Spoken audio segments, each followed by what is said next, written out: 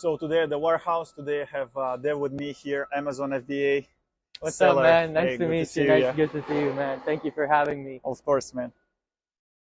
We go way back with him, but let's start straight to the business. I don't think people want to hear all this left and right. So how old are you and how much money you make? Well, I'm 21 years old. I started my business, my journey around 2 years ago. Mhm. And now every single month, I make around 100 to 150K in revenue. That's crazy. At 21 years old and you started 2 years ago. So you started at 19. Yeah, when I was Unbelievable. 19. Unbelievable, Dev.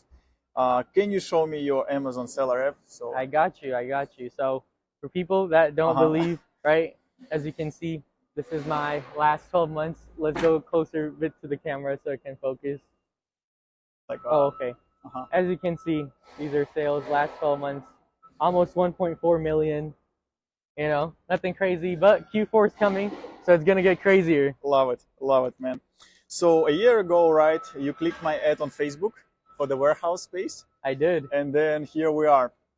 So tell me, like, what made you move from house straight to the warehouse? Like, oh, it took a while. How did it work? Yeah, so basically for my journey, it started from my room, just labeling products, sending them out, slowly moved to the garage, and then eventually started getting pallets. Now, but pallets, didn't have enough space at the warehouse, so, at the garage, right? So I knew it was time for me to get a warehouse. So I was just looking around, Facebook Marketplace and stuff, and I saw an ad for this place. I was like, oh, looks pretty good, in Vernon, kind of far, but decided to give it a shot, checked it out, huge space, bunch of loading docks, great neighbors, shout out Apex. And then, I was like, you know what, it's time for me to get a warehouse now. Even though, keep in mind, I'm still in school. I still had to manage school back then. So I knew it was like a commitment I had to make to it. But now here we are, almost a year later. Man, that's amazing. And the minute I know Dev is real deal, when he started negotiating rent with me, I'm like, man. So I'm like, I know this guy is not simple. Again, I don't mean on every deal you're supposed to negotiate, but it's such a key decision, rent. You're going to pay it for the many, many years ahead. Yeah. So if you negotiate, even if it's not big, in the long run, it's going to pay off, It's going to help me out. So he started negotiating. I don't even remember if I gave him a discount or not. A little bit. A little bit, okay, yeah. I don't even remember, but I'm like, I know this guy is going to go far. Yeah, and here we are. A year later, right? I mean, year and a half later. Yeah. So tell me, you just mentioned you're a full-time student in school. So tell me how it's going that you go to school and you're basically one of the top 21-year-old seller on Amazon. How do you manage it? Well, managing it is definitely not easy because, with the Amazon side of the business, yes, I have a warehouse, I have part-time employees, but the back-end stuff is the most important stuff. But, you still need to manage, look at it every day, see what's selling, see what's not. Also what you need to restock and stuff. Now, along with that, school. Now, with school, not the biggest fan. I hate it. Just doing it, for my parents, getting Your mom that is degree. watching. So. Yeah, she's watching. Hey, sorry, it is what it is, Mom. I'll buy you a Lambo. But, it's the school stuff. I'm getting through it. No, I'm not gonna say I'm the best A+ student. I'm just going in there saying we ball, trying to pass. But yeah, it's tough managing it. But it's all about just having a different schedule, know what you're gonna do every other day, and that just helps you delegate everything. In right school, you have classes. It's full time. It's hybrid. It's online. Amazon FBA, you learn a lot of things by yourself. So tell me, what would be your best advice? Should they just go and learn by themselves, or they should do something else? Like tell about this journey for people who have no idea what it is. Yeah, so for me, it was kind of really tough in the beginning because I didn't have like a mentor or someone to guide me. I just thought, I'll do everything by myself. Now, here I am, so it did work out, but I wouldn't say I did it alone because the first 5-6 months of my journey, it was the hardest because I didn't know anything. If I needed help with something, I couldn't just ask anyone and they give me the answer. It was really hard, but slowly I started getting on social media, started networking, connecting, just messaging people. Also just started documenting my journey of hey, this is my goal, next month I went higher. So that also made me connect and meet a bunch of different people. So I would say my best advice is get someone to guide you or help you. Now it doesn't have to be me as your mentor. You could literally get anyone, but make sure the person you get is actually going to teach you what you need to know for this business to succeed. Absolutely, really good, and a lot of value here because people, they don't know where to start, and they, let's say some of them in school, or they aren't, or they have the full-time jobs, or they have kids, right? So it's like already you have limited time done a couple businesses in the past, and then if you just do everything by yourself, it's just really no time for you. Exactly, exactly. And Got it. I would say being surrounded also by just other like-minded people helps you out, because imagine a room full of people that are doing the same thing as you every single day.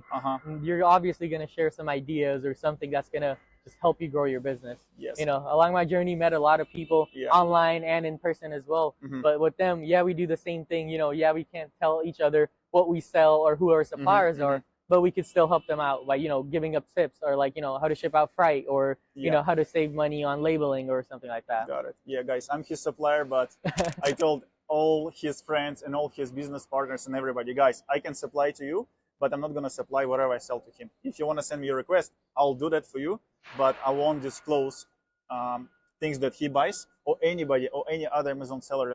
From me and from my company, I would never disclose, because first of all, it's dishonest. Second of all, it's going to kill somebody else's business. Exactly. And we're not here to kill the business. We're here to grow.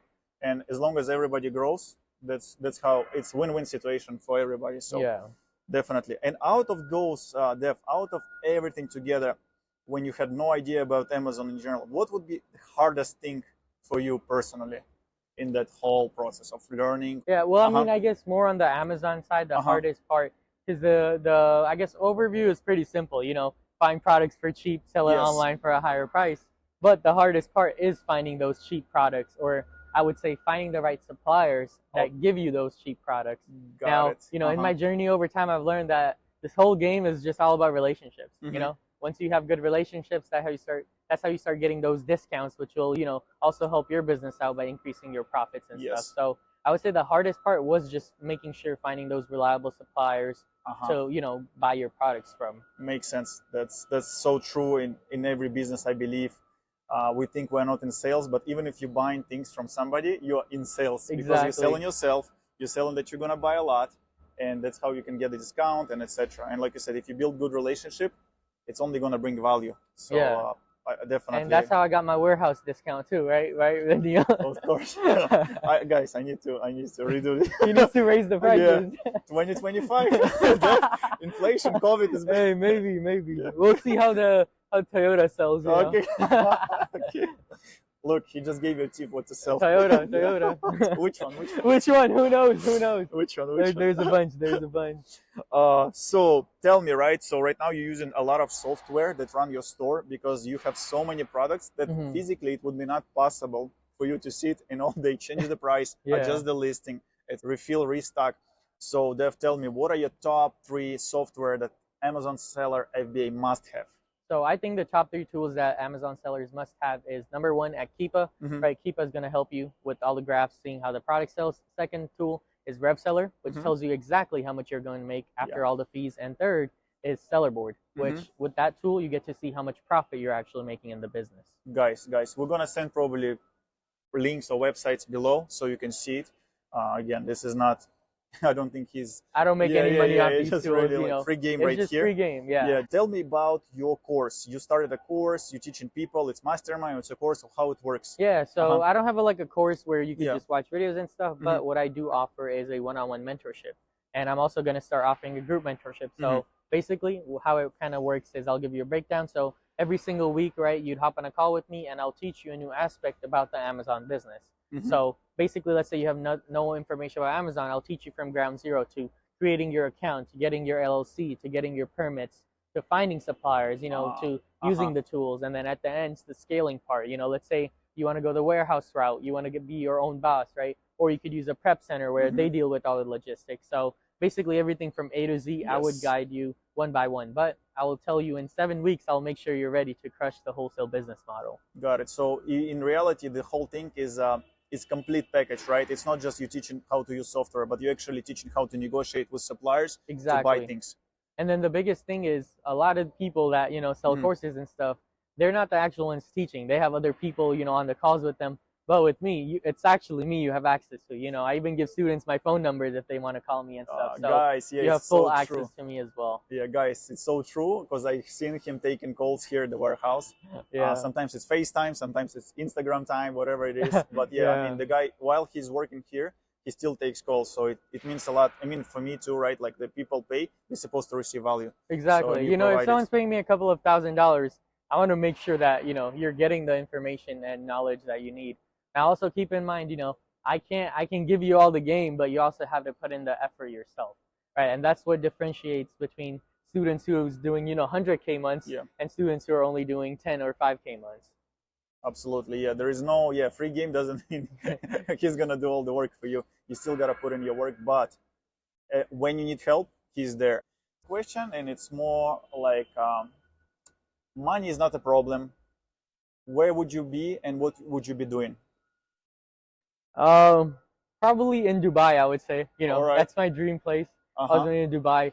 Now, what I would be doing, I definitely, like, let's say even like a couple years down, this Amazon business may be completely delegated, but I don't think I would stop working just because I still have the drive inside me to like, you know, I feel like I would get bored just sitting in a house, you know, so I feel like I'd still be doing something, but I definitely want to get involved into bigger things like, you know, real estate or Section 8 or, you know, just, I guess, invest my money into other things as I grow. Got it. Oh, it's a good one.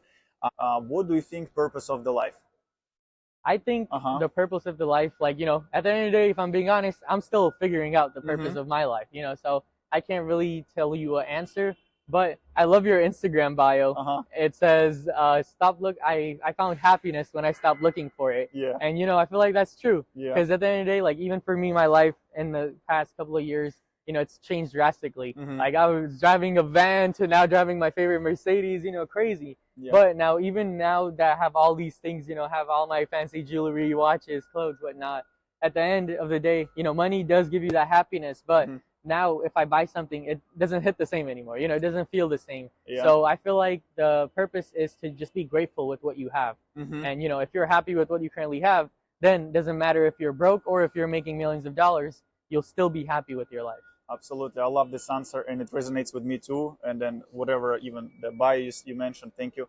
And also, right, Jim Carrey just said it. I wish everybody could become rich and famous, so they can see that's not what you want. Yeah, that's not it. And then, of course, again, right, we can say, yeah, but he got there. That's why he can talk about it. That's correct. But at least he's sharing it. Exactly. He's not hiding it. And I feel like people, like, they see the money, they see all this famous things, but they don't realize how much you have to sacrifice or go through to get to that point. And it changes you as a person. You're not going to be the same person.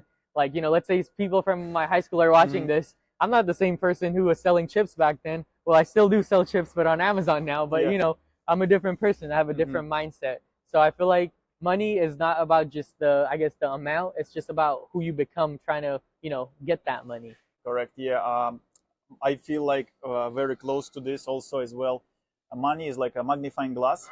So it just tells you who you are, what you are, once you have it, right? We know P. Diddy, right?